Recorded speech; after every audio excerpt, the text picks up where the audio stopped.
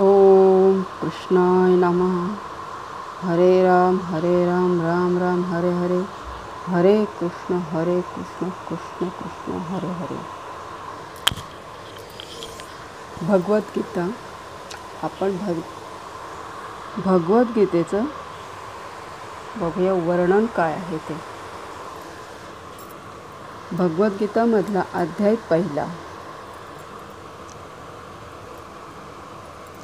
धृतराष्ट्र म्हणाला, हे संजया, कुरुक्षेत्र या पवित्र धर्मक्षेत्रावर एकत्रित आलेल्या युद्धाची इच्छा करणाऱ्या माझ्या आणि पांडूच्या पुत्रांनी काय केले? तात्पर्य काय आहे? भगवद्गीता हे मोठ्या प्रमाणावर वाचले जाणारे अस्तिक्यवादी विज्ञान आहे. याचा सारांश गीता महात्म्यांमध्ये दिला आहे. त्या ठिकाणी सांगण्यात आले आहे की मनुष्याने भगवान श्रीकृष्णांच्या भक्तांच्या मदतीने भगवद्गीतेचे अत्यंत काळजीपूर्वक अध्ययन केले पाहिजे आणि या प्रकारे वैयक्तिक हेतुपूर्वक अर्थ न लावता कृष्ण भक्तांकडून ती समजून घेतली पाहिजे. भगवद्गीता ही कोणत्या पद्धतीने जाणून घ्यावी याबद्दलचे स्पष्ट उदाहरण गीतेमध्ये दिलेले आहे. ते म्हणजे अर्जुन. त्याने भगवद्गीता प्रत्यक्ष भगवंताकडून श्रवण करून जाणून घेतली. एखादा अशा वैयक्तिक हेतुरहित गुरुशिष्य परंपरेमध्ये ज्ञान जाणून घेण्या इतपत भाग्यवान असेल तर ते समग्र वैदिक ज्ञान तसेच जगातील इतर सर्व शास्त्रांमधील ज्ञान त्याला समजते. या ज्ञान व्यतिरिक्त इतर शास्त्रांमध्ये न आढळणाऱ्या देखील सर्व गोष्टी तो भगवद्गीतेमध्ये पाहू शकेल. भगवद्गीतेचे एक दुर्मिळ वैशिष्ट्य आहे. हे ज्ञान साक्षात पुरुषोत्तम भगवान श्रीकृष्णाने सांगितल्याप्रमाणे परिपूर्ण असे अस्तिक्यवादी विज्ञान आहे. महाभारतात वर्णिलेले धृतराष्ट्र आणि संजय यांनी केलेली चर्चा ही या श्रेष्ठ तत्वज्ञानाचा मूलभूत आधार आहे. पुरातन वैदिक काळापासून पवित्र तीर्थस्थळ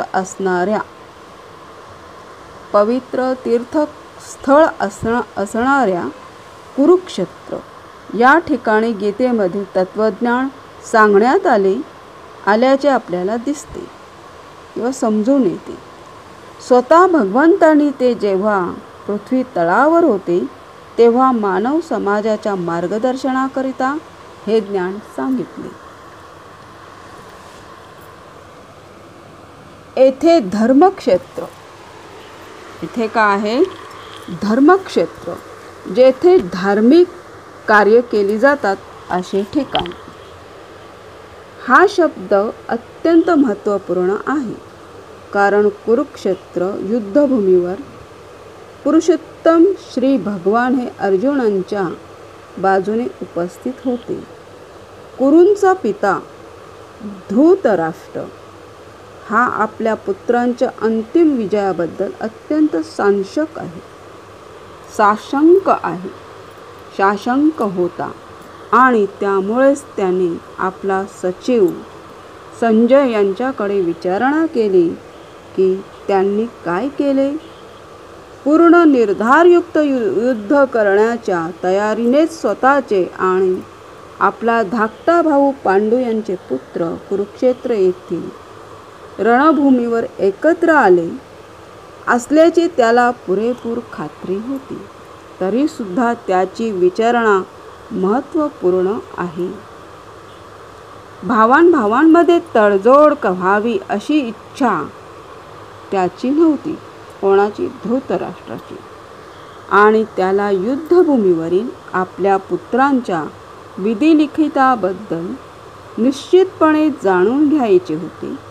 कुरुक्षेत्राचा वैदिक साहित्यामध्ये स्वर्गातील देवतांसाठी सुद्धा पूजनीय असे स्थान म्हणून उल्लेख करण्यात आला आहे. कुरुक्षेत्राचा वैदिक साहित्यामध्ये स्वर्गातील देवतांसाठी सुद्धा पूजनीय असे स्थान म्हणून उल्लेख करण्यात आला आहे. आणि अशा पवित्र कुरुक्षेत्रावर युद्ध करण्याचे ठरविल्याने युद्धातील अंतिम निर्णयावर होणाऱ्या परिणामाने तर धृतराष्ट्र आणखीन भयभीत झाला. याचा प्रभाव अर्जुन व इतर पांडुपुत्र हे स्वाभाविकतःच सद्गुणी असल्यामुळे त्यांना अनुकूल असाच होणार हे तो उत्तम रीतीने जाणून होता. संजय हा व्यासांचा शिष्य होता. तो जरी धृतराष्ट्राच्या कक्षामध्ये होता तरी व्यासांच्या कृपेने तो कुरुक्षेत्र येथील युद्धभूमी पाहू शकत होता. यासाठीच धृतराष्ट्राने युद्धभूमीवरील परिस्थितीबद्दल त्याच्याकडे विचारणा केली.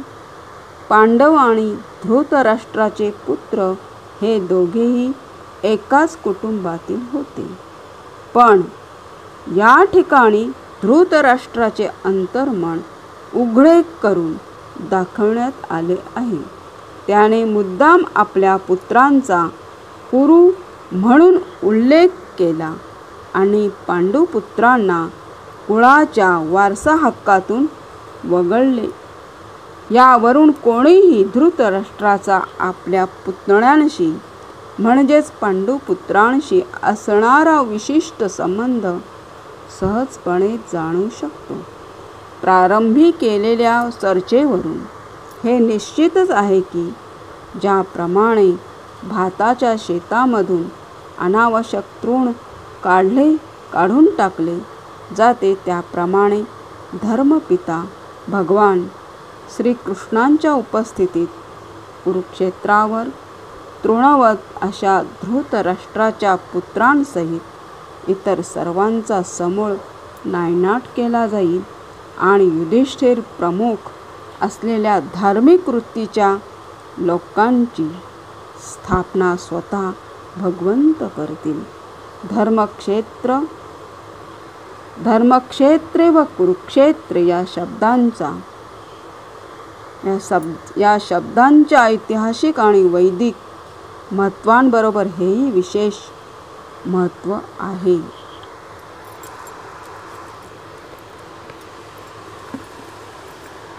पुढे भाग आपल्याला पुढच्या व्हिडिओमध्ये दिला जाईल.